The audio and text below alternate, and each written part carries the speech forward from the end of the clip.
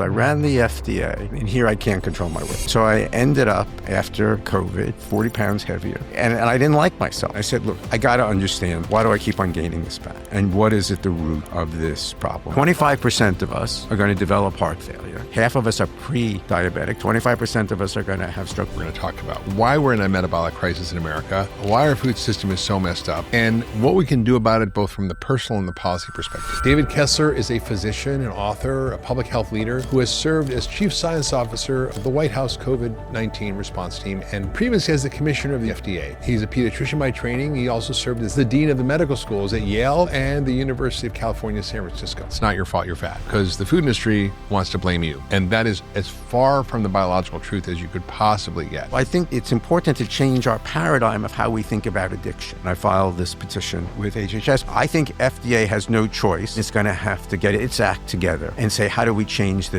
food environment? They're going to throw hundreds of millions of dollars of legal arguments against this. So how strong do you think this would hold up in court? Hey, it's Dr. Hyman. I'm so excited to share this episode with you today. But before we dive in, I want to get your help. Please take a minute to hit that subscribe button, whether you're watching here on YouTube or listening on your favorite podcast platform. It truly means the world to me, and it helps my team and I bring you this podcast every single week. Plus, I don't want you to miss a thing. So thanks so much for being part of this community, and I'm glad you're here. David, welcome to the Dr. Hyman Show. It's so good to have you here in person. We did a show before, which everybody should listen to, about one of your previous books. But we're going to talk about diet, drugs, and dopamine, the new science of achieving a healthy weight.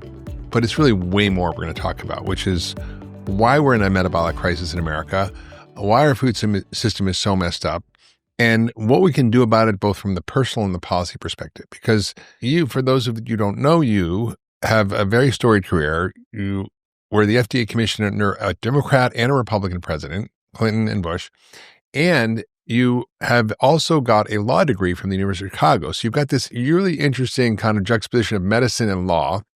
It's allowed you to take on some really big issues. And you were the commissioner of the FDA that really took on tobacco. Thankfully, have saved untold lives because of that work. It taught you a lot about the science of addiction. It taught you a lot about the nefarious ways in which the tobacco industry was behaving, what they knew, and when they knew it, and what they did to lie about it and cover it up, that led to millions of deaths. And you took them to task, and that's a big deal, because tobacco is a big industry. And you've refocused your targets on the other addiction in America, which is food addiction, and particularly sugar and starch, which are the things that are driving so much of our metabolic crisis, our chronic disease epidemic, diabetes, obesity. Everybody who listens to this podcast knows this back and forth, because I talk about it all the time. But we're in this interesting moment where I think we've reached a crisis that we can't ignore. And whether it's good or bad, or whether people like it or not, whether like Bobby Kennedy or not, the idea that America has woken up to the idea that we have a chronic disease crisis is a good thing. Now, what we do about it and how the policies roll out, that's another question we're going to talk about. But I think there's this really incredible moment we're in. And I kind of want to have you start by sharing your own personal story with your own struggles with weight. Again, you've written an untold number of books on this issue, and still it was hard for you to navigate your own weight struggles. And I wrote a book in 2005 where I basically said, it's not your fault you're fat, because the food industry wants to blame you. Eat calories in, calories out. All calories are equal. It's all about moderation. Eat less, exercise more. Essentially, the subliminal message in there, it's your fault. You don't have willpower. You're lazy. Get your act together. And that is as far from the biological truth as you could possibly get. You've unpacked all this in many books, including this current book, including Fast Carbs, Slow Carbs, including your book, Capture, Unraveling the Mystery of Mental Suffering, which has to do with mood stuff, but also related to issues of addiction, Hijacked, how your brain is fooled by food, your food is fooling you, how your brain is hijacked by salt, sugar, and fat, the end of overeating, which I loved and was one of my favorite books, taking control of the insatiable North American appetite. Also, your book about your struggle with the tobacco industry and your battle that you won. You come at this with a lot of knowledge, a lot of experience, both on the medical front as a doctor, on the legal front as a lawyer, and as a leader in public policy in America. So take us through your own journey. What's sort of got you focused on this idea that was so antithetical to the medical establishment's paradigm, which is kind of your fault. Just eat less and exercise more, eat a healthy diet, get more exercise, and you lose weight. And if it's not the case, then it's you. So how did you break that And how did you come to what you understand now through your own story? So, the most recent iteration was, I had the opportunity to co-lead Operation Warp Speed. Yeah. Right. So a very intense period of time, COVID, for all of us. I was working 18-hour days. Didn't leave, my desk, literally 7 days a week.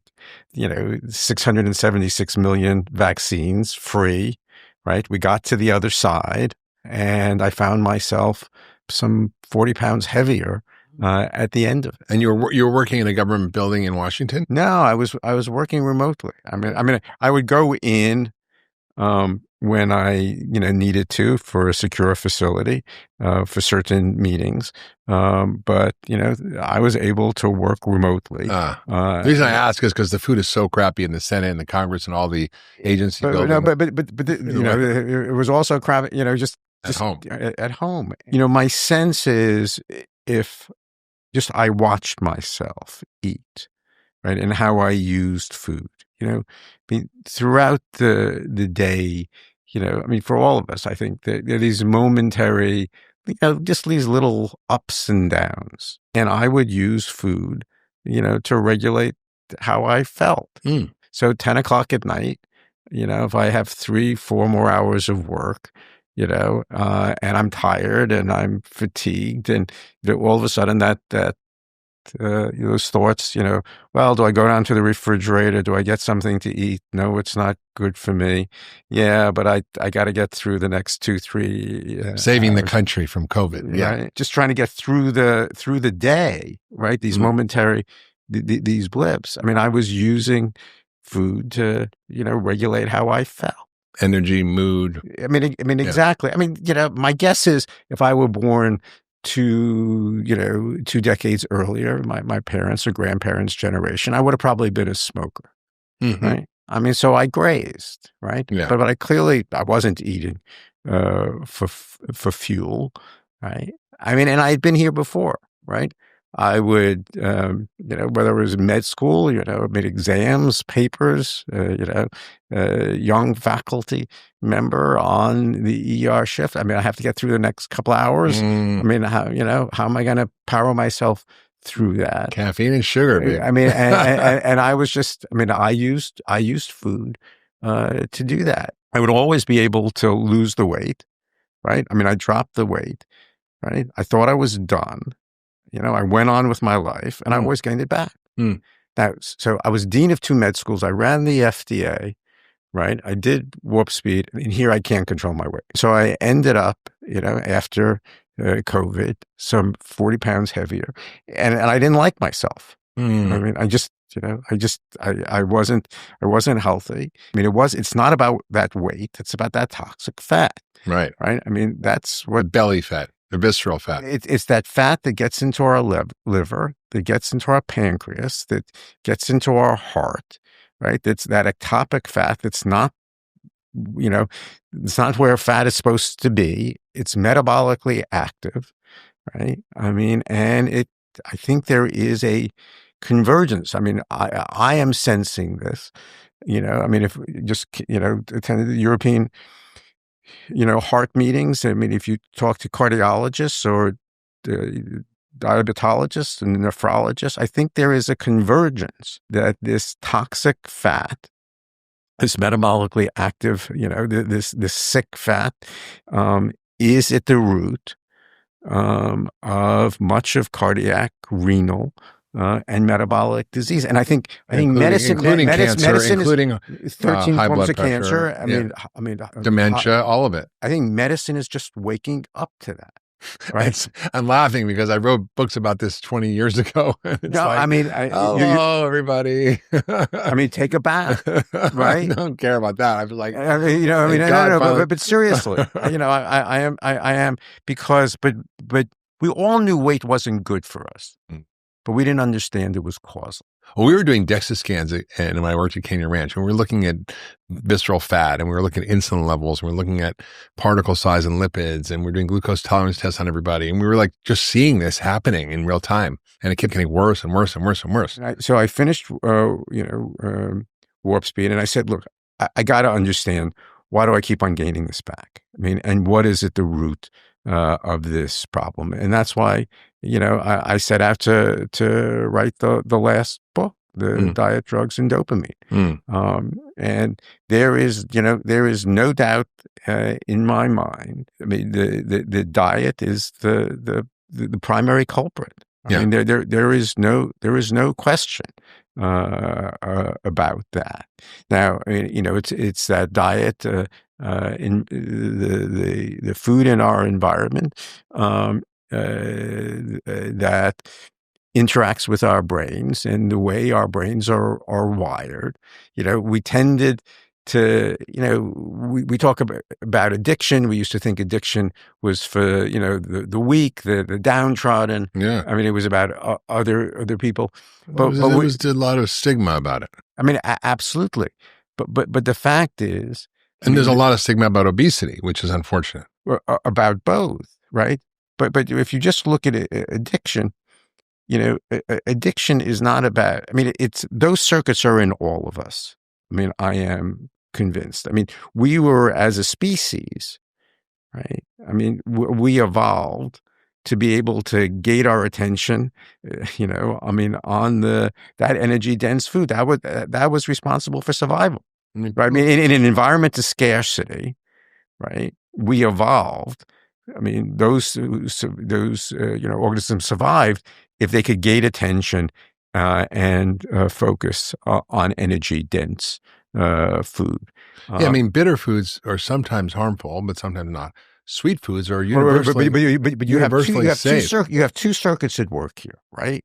Yeah. You have these reward addictive circuits in our brain. Dopamine. Right. That cue-induced wanting, right? It could be the time of day. It could be a sight. It could be a smell. I pass, a location that I had been at, I mean, and gone in and got something to eat. And, my brain, that cue, right, triggers those thoughts of wanting, that urge, right? I mean, it gates my attention. I mean, and I can't get rid of that urge until I mean, actually consume, and then it's gone. Then it's gone. But that cue-induced wanting, I mean, is part of all of us. So I think it's important to change our paradigm of how we think about addiction.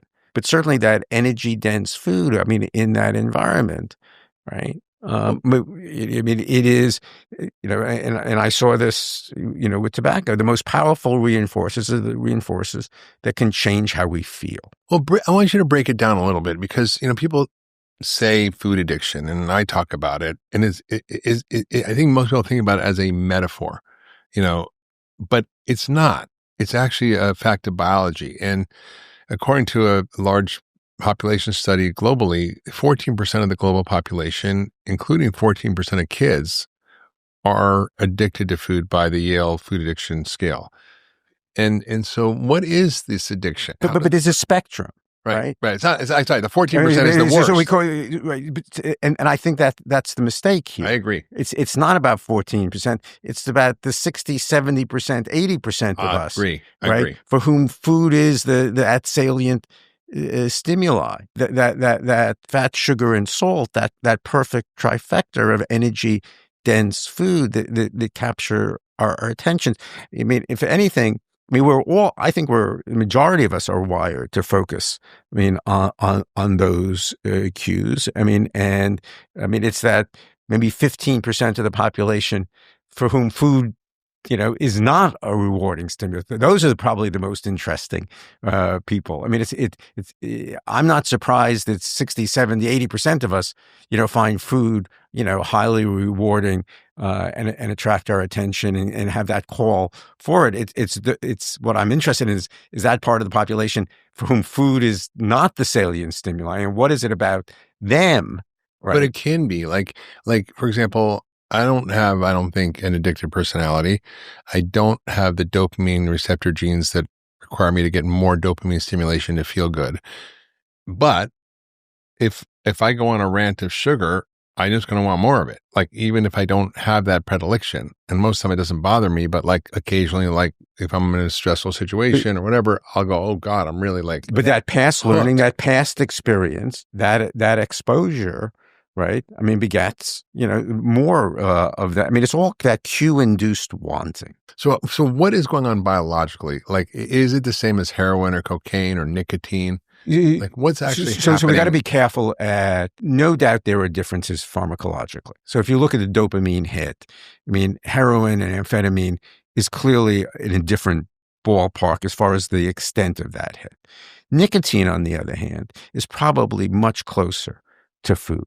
And how hard is it to quit cigarettes? and again, it's this gating of attention, right? You get, I mean, next time you get hungry, just try to figure out what the cue is. There's always a cue. It could be the time of day. It could be a smell.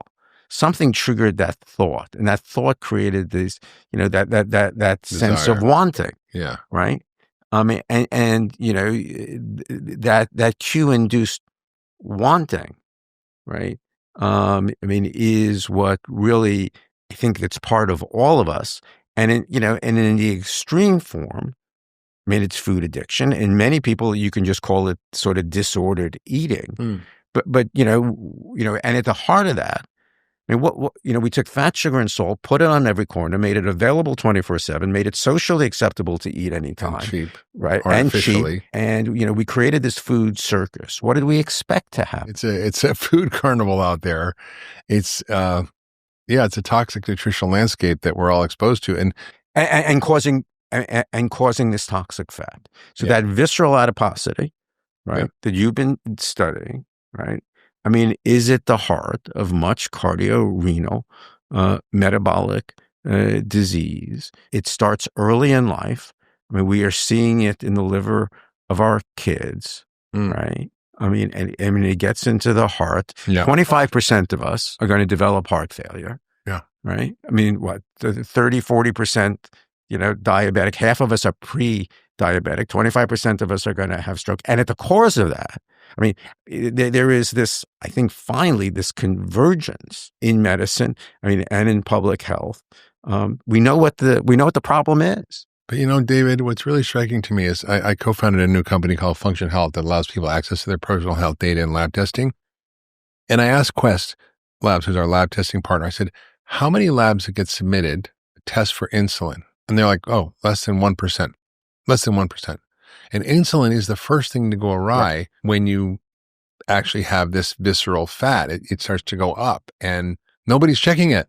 Well, not only that, I mean, if you look on a population basis, there has been a doubling in the last 20 years of insulin levels, right? I mean, there is an epidemic of hyperinsulinemia. And it's not being tested. It's crazy to me. Now, you can argue, that assay is not the easiest necessarily, right? These things happen so fast, I mean, and there's this cycle. I mean, does the visceral adiposity, this toxic fat, does that cause the hyperinsulinemia, or does the hyperinsulinemia cause the toxic fat? I mean, you get caught in this vicious cycle. Well, so David Ludwig talks about, does overeating make you gain weight? Does it gaining weight make you overeat? And it's this paradox. So you have these central circuits, right? That focus our attention and our wanting on this, this energy dense, highly palatable, high glycemic index food. And then you have these peripheral biology, I mean, in our gut. You mean the microbiome? No, I'm just talking about the hyperinsulinemia. Oh, yeah. Right? I mean, the absorption of the belly fat, the biochemistry, what's going on in our liver. And I mean, the absorption of this rapidly absorbable glucose in a increasingly insulin resistant body. The American body is not well. I mean, only 12.2% of us are metabolically healthy. Well, actually, that was the last study. Then the new updated version, it's only 6.8% from Tufts. The same kind of data. It was like, that's frightening. I mean, that means that 93.2% of Americans have some degree of insulin resistance. They might not have prediabetes yet, but they're somewhere in that continuum. And in some people, they hear that number and go, I mean, that just can't be right. Right? I mean, it's very interesting. They go, I mean, only 12% or 9% or 6% of us are metabolically healthy. But the fact is, right, those are the numbers. It's true. I mean, we tested over 300,000 members in our company, and it's shocking that the demographics of what the population level data on insulin, on glucose, on the metabolic effects on cholesterol of this visceral fat are just so here I am, 40 pounds heavier. Yeah. Right. And the question is, what does it take to reclaim our health? I mean, and I think finally, mm-hmm. right. I mean, I think we have the tools, right. To do this. I mean, look, I mean, it's pretty, in some ways, it's very complicated, but it's also very simple. I mean, you have one industry that makes billions of dollars, right? That's causing the problem. And then you have another industry now that, is making equal profits to reverse what the former industry is doing, right? The food industry is 16 trillion, right? Yeah. The focus, the increasing focus on, we call it, highly processed food or, rapidly absorbable, carbohydrates, ultra processed foods. I mean, I think the fact is that food is engineered in such a way, right, that it goes down in a whoosh. It deprives us of satiety, right? It is rapidly absorbed. It's causing that metabolic chaos, right? And so you have this food on the one hand that's depriving us of this satiety, this ultra-processed food. And now for $1,000 a month, you can go buy a drug to reverse what that food is causing, right? And it's just, if you came from another planet and you saw what was going on, you'd say, something's wrong with that picture. Fix the root cause. And just to unpack what you're saying is the change in the American food supply over the last 50 years has increased the consumption dramatically of sugar and starch and refined carbohydrates in ways that have activated this ancient survival system, which is to store fat at all costs when we've come across something sweet, because we don't know when we're going to get our next meal. But now we're in a food carnival and it's everywhere. And it's hijacked our brains. It's hijacked our brain chemistry, our metabolism, our immune system, our microbiome, and it's created a cascade of effects that cause every almost single chronic disease of aging. So if you go back, and I went back in over the last, few months, did the book, and then I filed this petition. Yeah. With HHS, but went back and looked at the history, and the food industry back in the 50s and 40s, 50s, 60s learned how to take corn, learned how to take starch, right, and was able through chemical and physical processing, to create a whole slew of other what they called at the time nutritive sweeteners, right? These starch conversion products.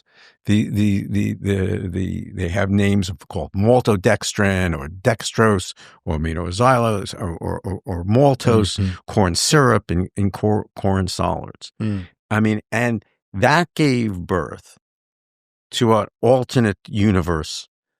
I mean, it's really not food. It's not technically food. Actually, if you look up the definition of food in the Webster's Dictionary, it doesn't actually meet the definition of food, which is something roughly that promotes the growth and health of an organism. They took out the structure of food, right? And they extracted these chemical components, and then they reassemble them in a way without the structure of that food, without the fiber, right?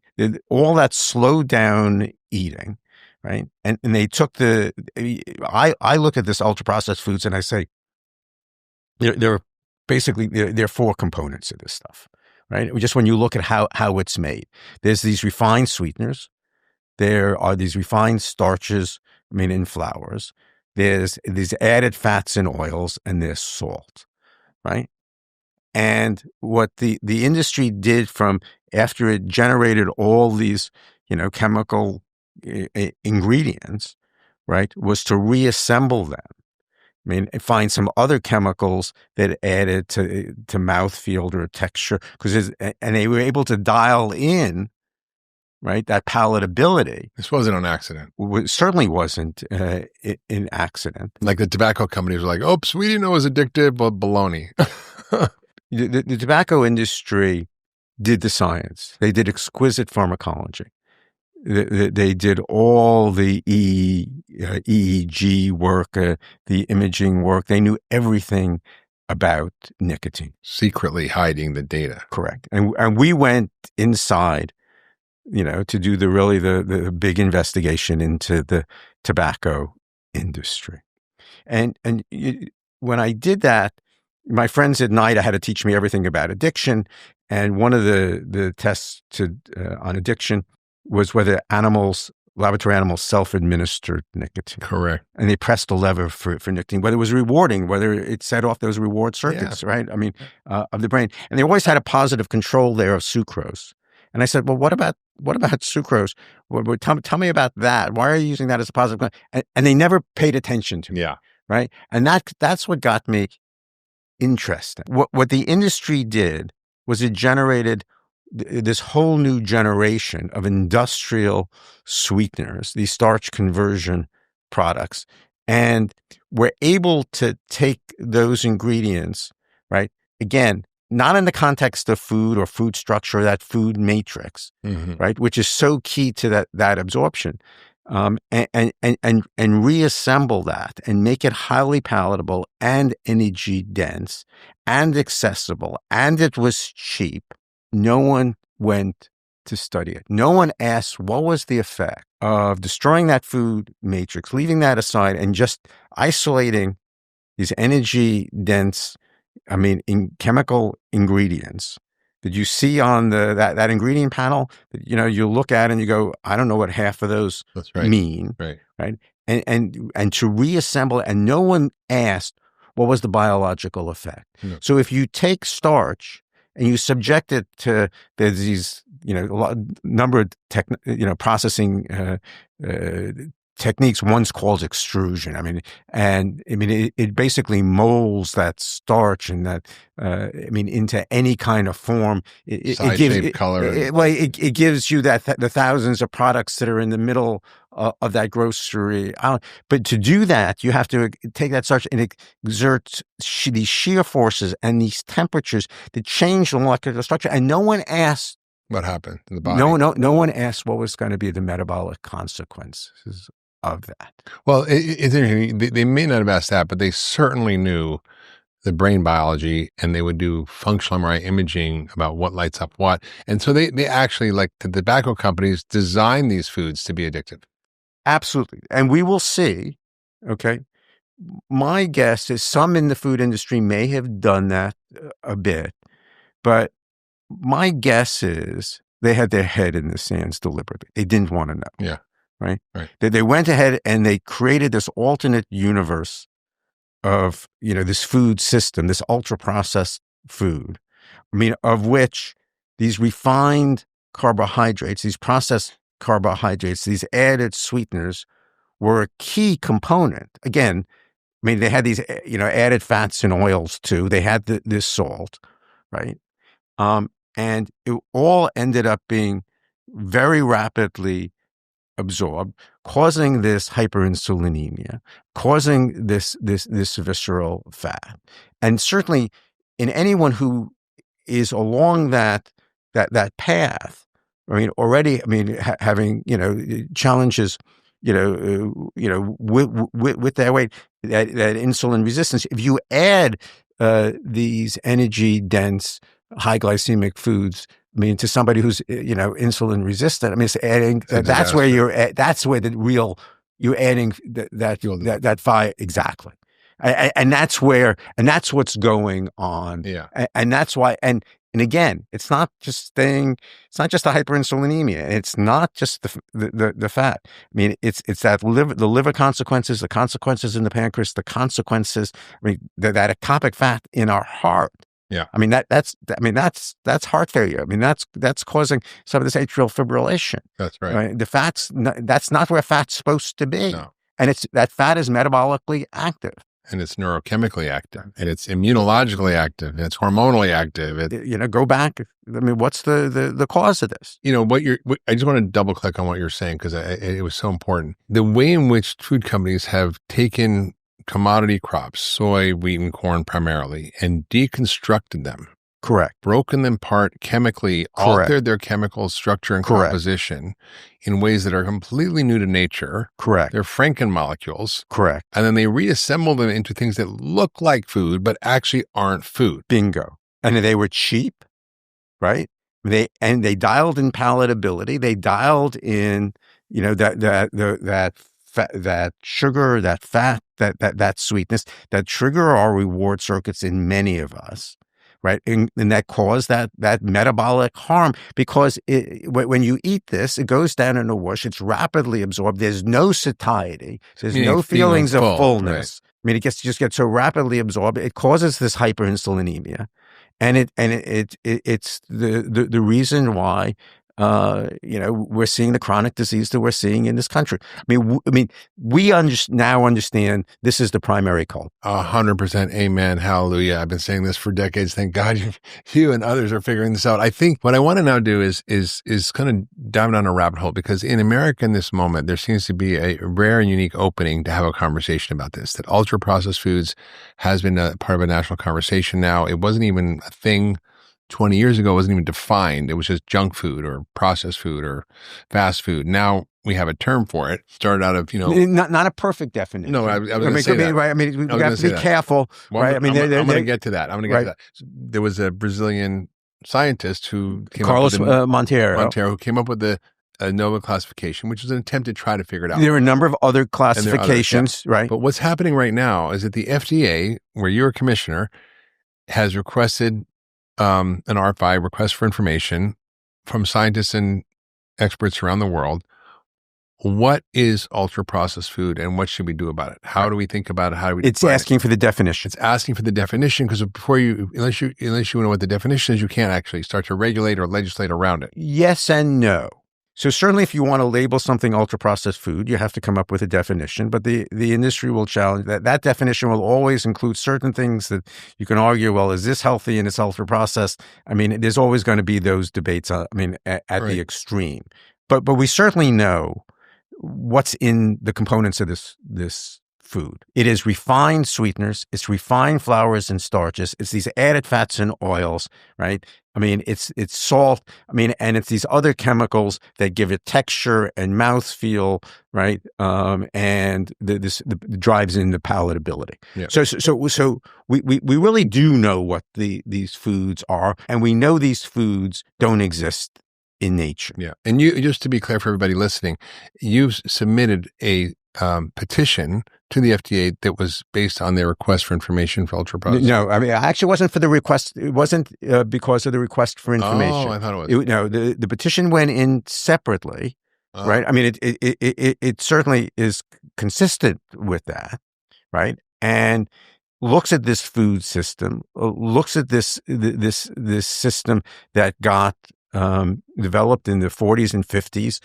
of developing these cheap ingredients out of food and reassembling them, right? And creating this food circus. It recognizes that. It recognizes ultra processed food, right? I mean, and highly processed food. I mean, we can, choose how you want to refer to this, but it's certainly not food, as we know it, right? As occurs in nature or stuff that we make at home. The petition was very specific, right? And let me back up for 1 second. Give you a sense of the nation's food law so you understand that. In fact, the nation's food laws are pretty comprehensive and strict if we were enforcing them well, right? So if you want to add something to food, it's a food additive, and you have to meet the definition of reasonable certainty of no harm. Reasonable certainty of no, you can't add anything to food for which there's not reasonable certainty of no harm. Now in a drug, safety, no harm, you balance risks and benefits. Yeah. Not in food. The law requires you to be reasonable certainty of no harm, right? But Congress enacted that in 1958. But there was this exception.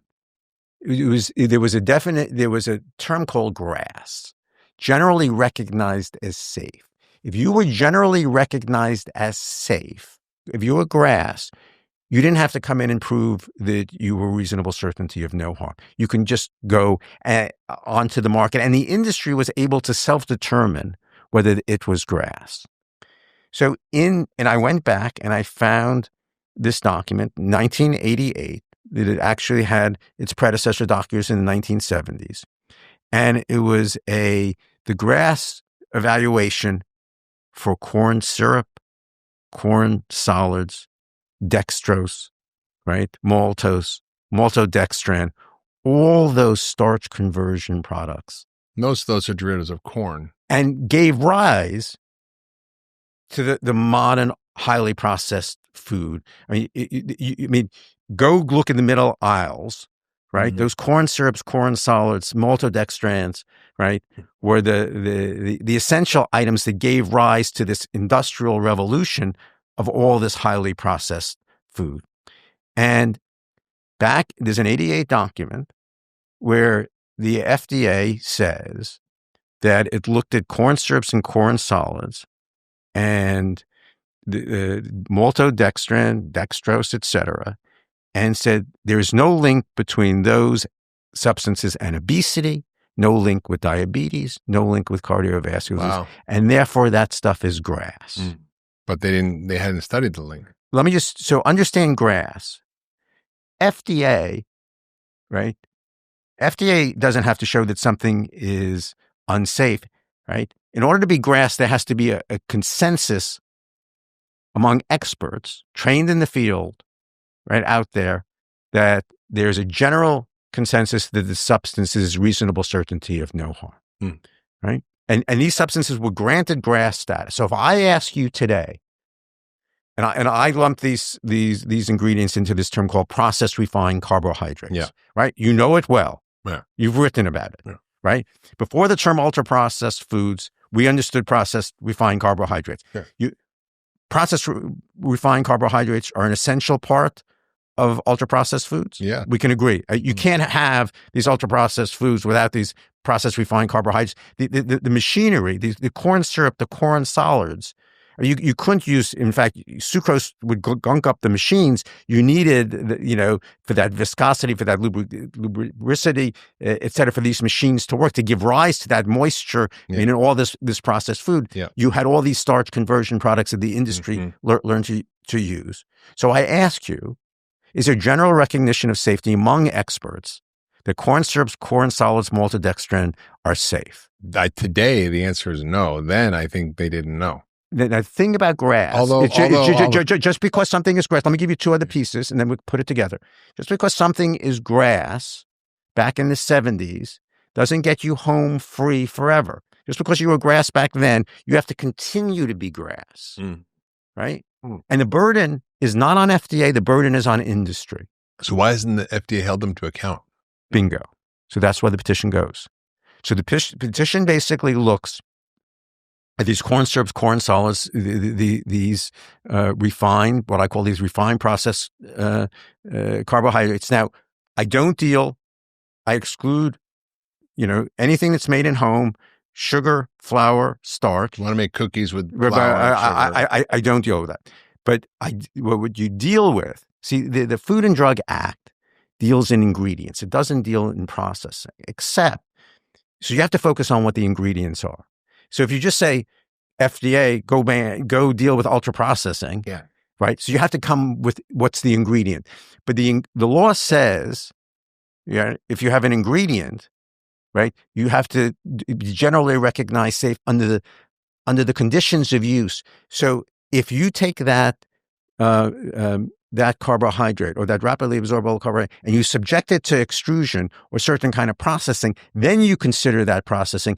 And so when you took the refined wheat and the refined starches and subjected it to extrusion technology, is there general recognition of safety? No one studied that, right? So I have these categories of refined processed carbohydrates in the petition, right? It also includes sucrose, refined flours, and starches when used with these humectants, dough conditioners, these stabilizers. I mean, these other chemicals. So if they come along with the package, it's bad. When these other processing aids, right?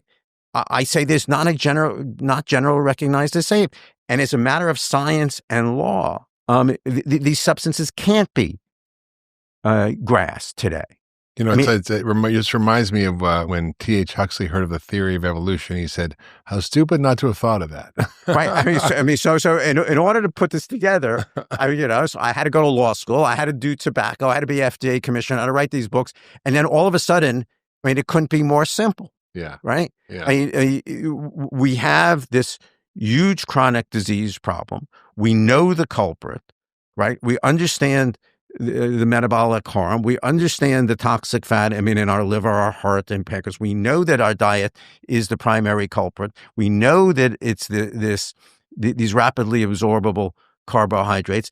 The FDA said, the industry said it was safe, generally recognized as safe back in the 70s and 80s. If you look at the Dietary Guidance Advisory Committee in 2015 and 2020, you don't have to go look any further. They did the systematic reviews, and they have shown that these refined carbohydrates, they've shown all the adverse events associated with that they are linked with obesity, cardiovascular disease, and diabetes. So those statements back in the 70s, there was no link between these. Just go look at the dietary advisory, the scientific report, and the evidence is there. And this does not require a new law. It doesn't require an interpretation of statute. It just requires enforcement of existing statute. Yeah. And the fact that there's one other thing. The industry, very elegant. It's like, wow, what a brilliant idea. Because you're putting the onus of proof back on the food industry. Where it should belong. Yeah. Right. And now the industry will come and say, well, what about 1 can of this or, 1 teaspoon of that? That is safe. But there's something else about the law that is key. The law requires an evaluation of safety based on the cumulative effect, the cumulative dose.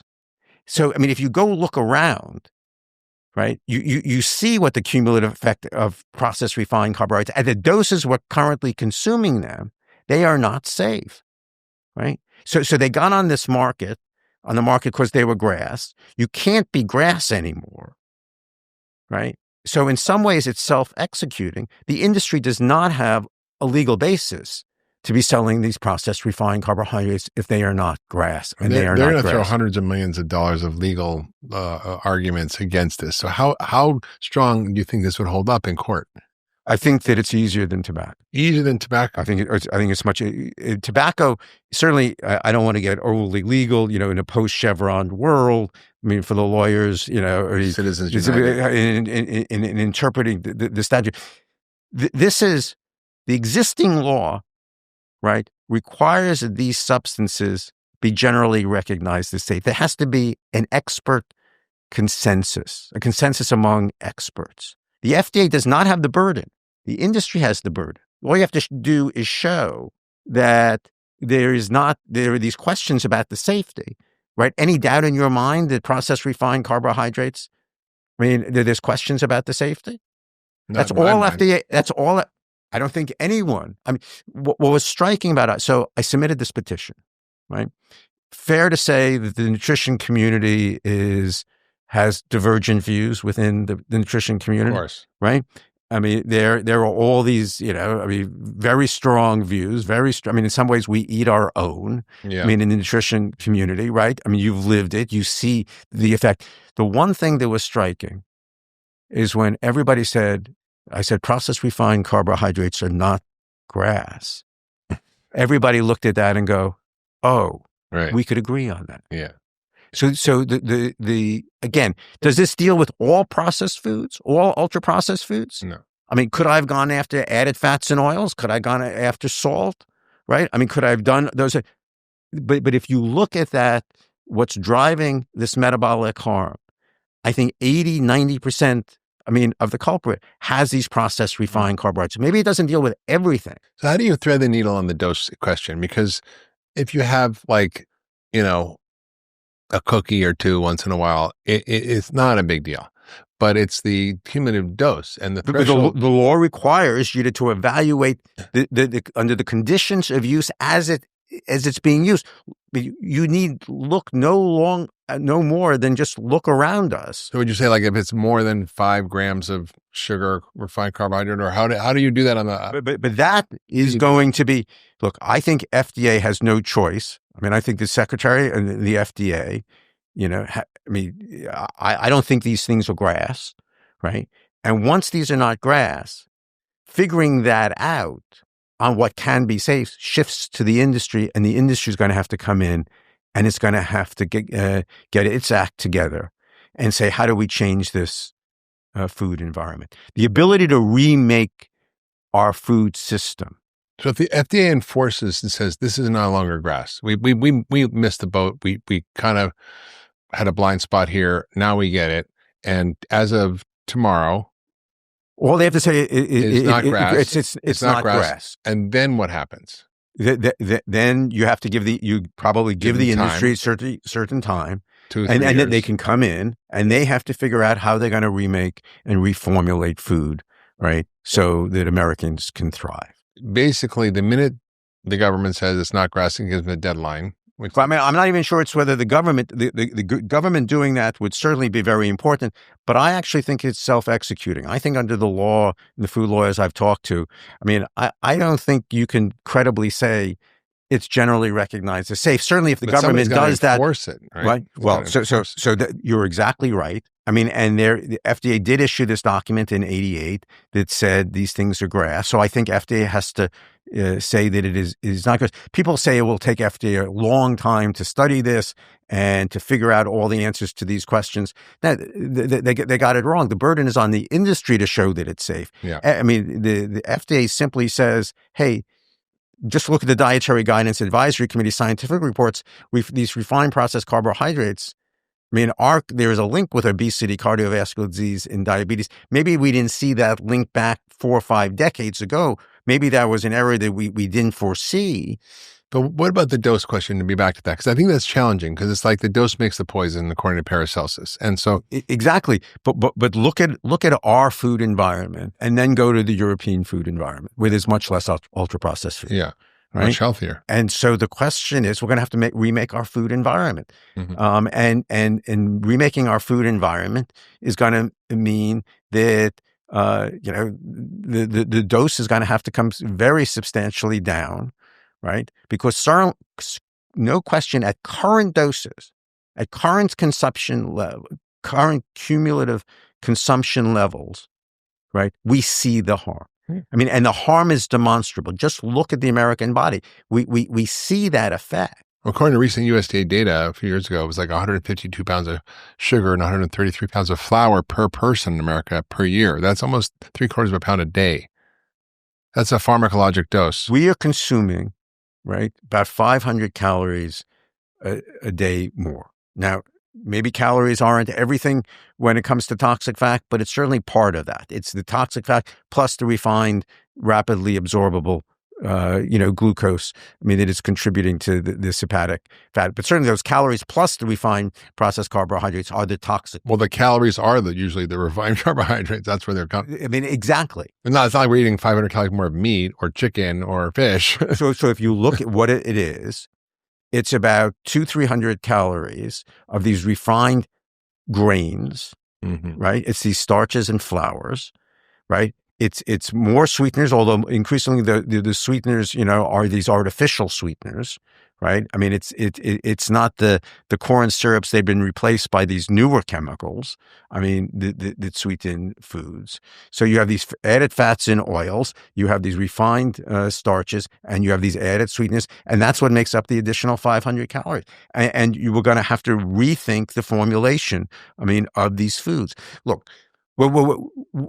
once you open the door, what the petition does, I think, is ask the question. It opens the door. Yeah.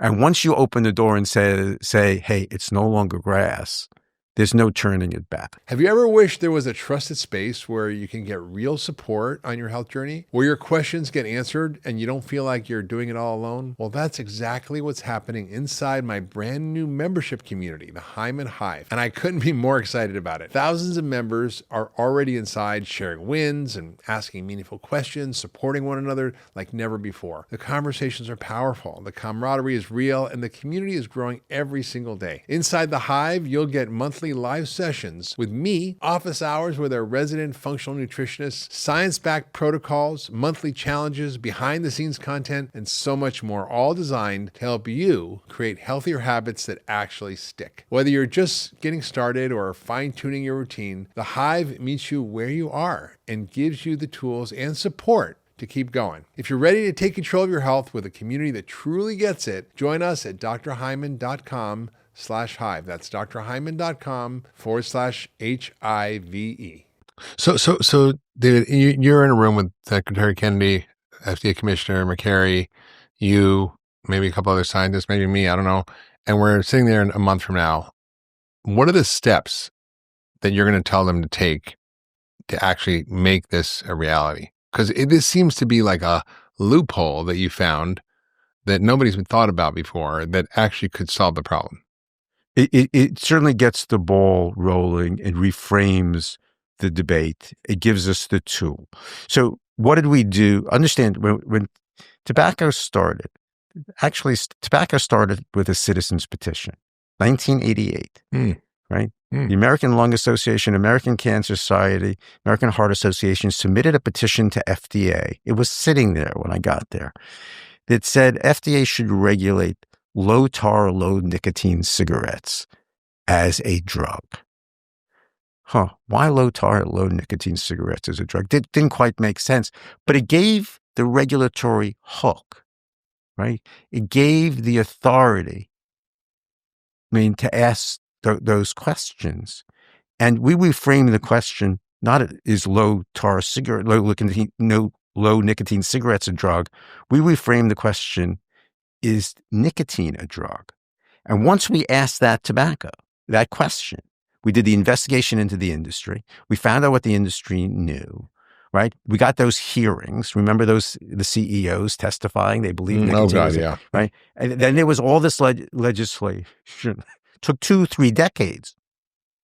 But once what the petition does by saying there's no longer GRAS, it gives HHS the regulatory and legal hook to be able to reframe the food. But it's going to take decades. I mean, you're sitting with the people who are making decisions in Washington, and you say, okay, you guys have to go back to industry and say these substances are no longer GRAS. But that's the easy part. That just gets it started. Yeah, then the question is, how are you going to fix it? The great public health success of our lifetime, tobacco, fair? Yeah.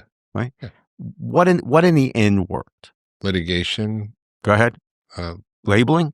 Labeling, avoiding advertising, taxation. So focus on our kids, all that worked. But what really worked? What did those things, those were all tools, right? If you go back and you look at, certainly in my parents' generation or my my grandparents' generation, right? How'd they view tobacco, right? Tobacco was sexy. It was adventuresome, right? It was positively valence. The industry in the early 1900s, they had that march down Fifth Avenue. It was associated with emancipation. It was, they hired the psychoanalyst A. Brill to come up with the phrase torches of liberty, symbols of freedom. That was something you wanted. That's something you desired, right? It was cool, right? They made it cool Virginia to kids. Slims. Right. What did we do? What did it take us 75 years? You made it a pariah. Right. So we took something, an addictive substance, a reinforcing substance, a powerful substance, biologically active, that affected our brains, affected our metabolism, right? Affected our bodies. And we changed the valence. The industry made it positively valence. What do you do if something's positively valence? You want it, right? You need it. Yeah. I can't live without it. What did we do? We made it negatively valence. We had this critical perceptual shift as a society. I don't want that. Yeah. So are we going to have to label these? Are we going to have to show people, right, that these these chemically engineered these foods, that have these refined starches and grains, refined sweeteners, these added fats and all. These are not foods, right? Sure, they make, in the moment, may it get me past the next 20 minutes, right? It may give me energy for 2 hours, but how is it going to make me feel over the long term? Is it cheap? No question it's cheap. In the short term, not in the long term. But in the long term, look at the devastating cost. So we're going to have to change. We're going to have this critical perceptual shift. We understand what the problem is, right? Now there needs to be the coming together, and we just have to execute this. So do you think it's like a public health education like we did with cigarettes? It's everything, right? It's everything you name. HHS has to act. Congress has to, hold that hearing. Right? Who should be the first witness? Secretary has to go in, right? And explain that this stuff is no longer GRAS and there's no longer a legal basis. Next panel is going to be the industry CEOs. And how are they going to fix this? Right?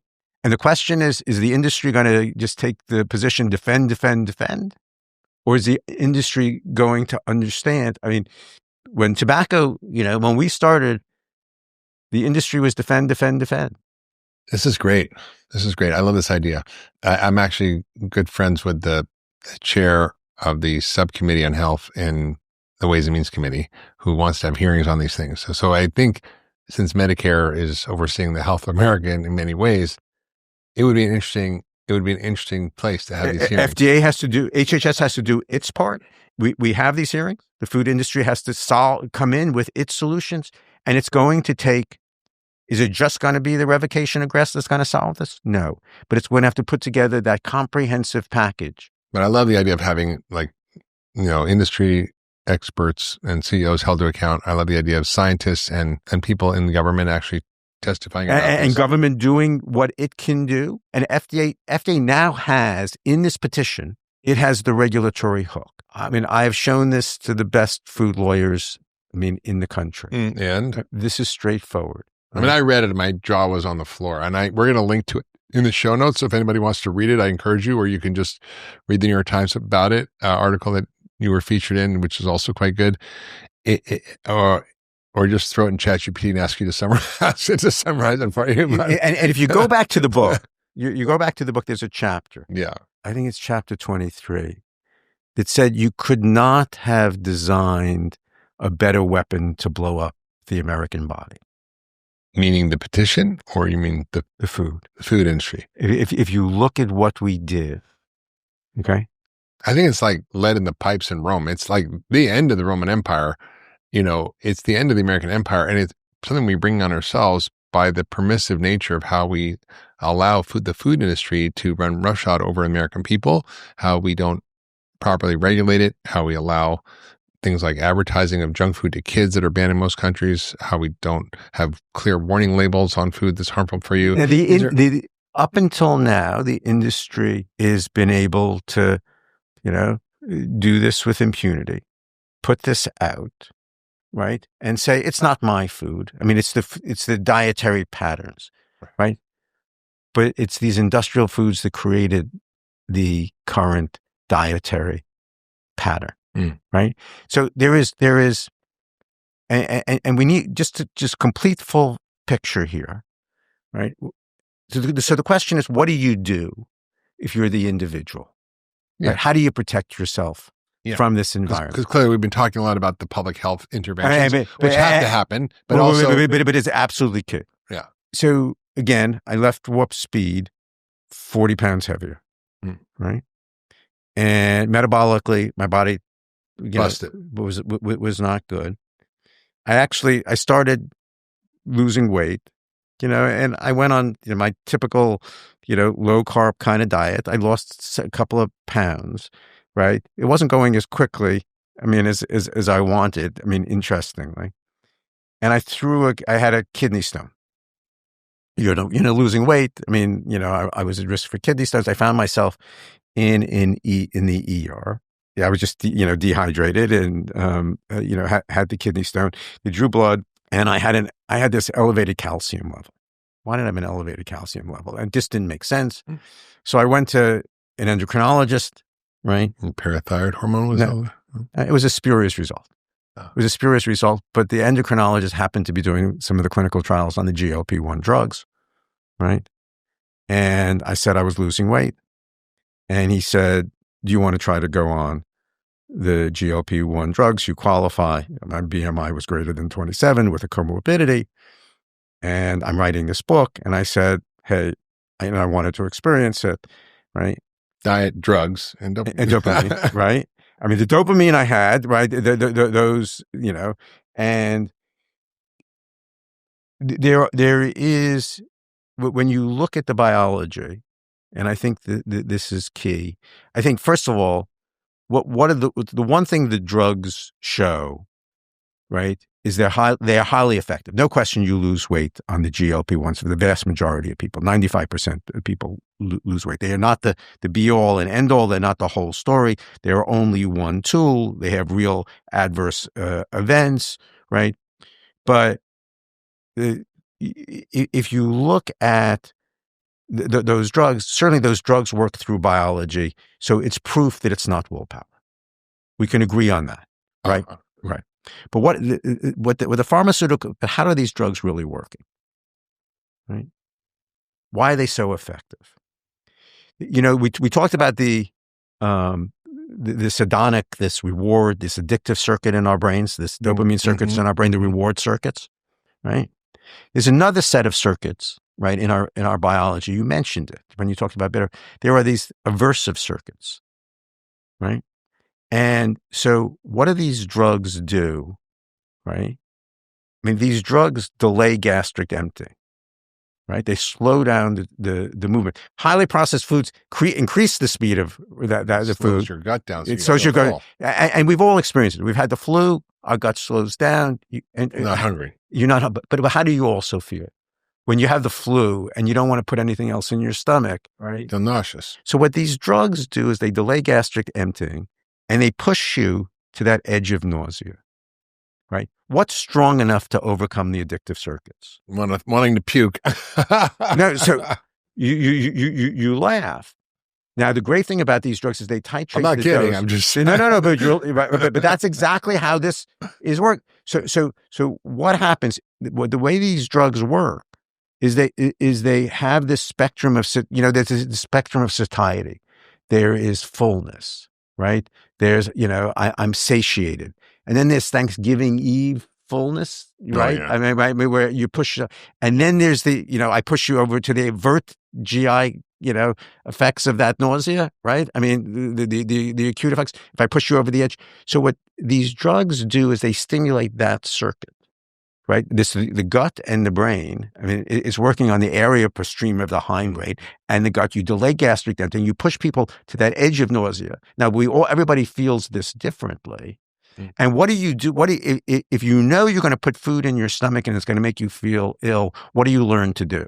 Not eat. Or eat less. Or eat less. So my guess is that's the primary. It's like a gastric bypass without the bypass. Now, how long are people on these drugs? Well, often after a year, 50% stop because of the side Even effects. more. Okay. The vast majority are off these drugs 8, 9. And then they gain back 65% of the weight or more. So what's going to happen in 3-4 years? We're going to go back and look, and the average person's on this drugs for 8 to 9 months. They gain back the weight. And what are we going to say? Is one big, these are highly effective drugs while you're on them.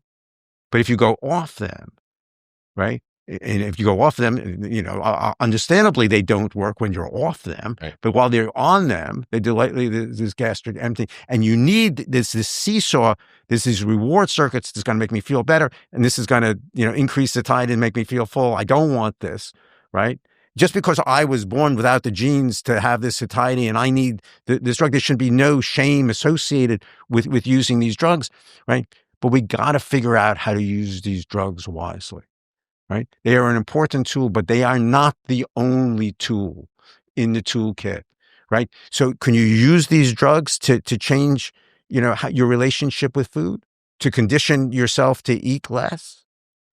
Sure. to give you this desire to want to eat real food, to eat not eat. I mean, people change. It's very interesting how these drugs change taste. They change what people want to eat. For the first time, people say they want to eat healthy. They don't want this, highly high glycemic fat and sugar, because if that's just going to sit there in their stomach, how is it going to make them feel? Right.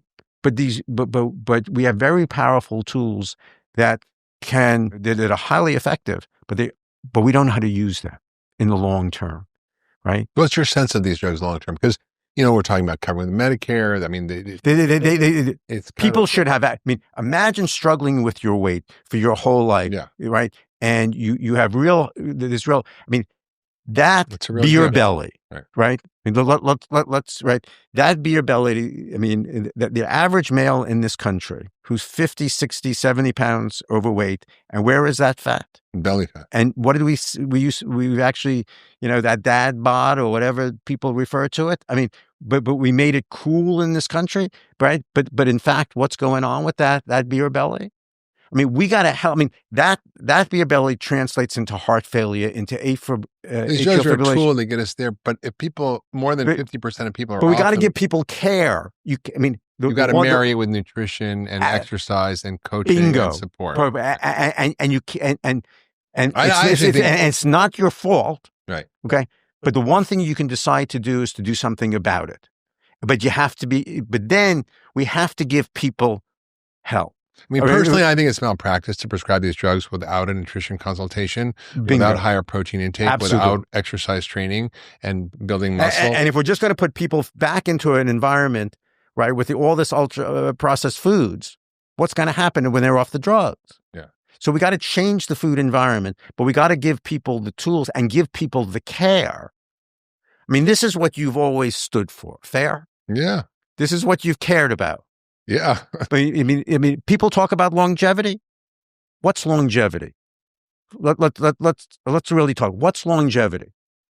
I mean, if I could prevent heart failure, if I can prevent atrial fibrillation, if we can prevent certain forms of these cancers, I mean, we are at the point. Yeah. Right. If we can reduce this visceral adiposity, this toxic fat, right? That's longevity. Fair? I mean, that's what's killing us. That's what's in our senior years. How many years of chronic disease of that health span is going to be taken up by disability because of this cardiac. I mean, it may be cardiac disease, it may be renal disease, it may be metabolic disease, but it's going to manifest itself, that toxic fat. And we could do something about that. We know how to change we have to change the environment, right? We have these tools. We just now have to put it together. This is incredible. I think between the public health focus and the clinical focus and the structural changes that have to happen in our society to allow people to make better choices, where the default choice is the healthy choice as opposed to the bad choice, it's going to take a minute. I don't know if it's hopefully tobacco.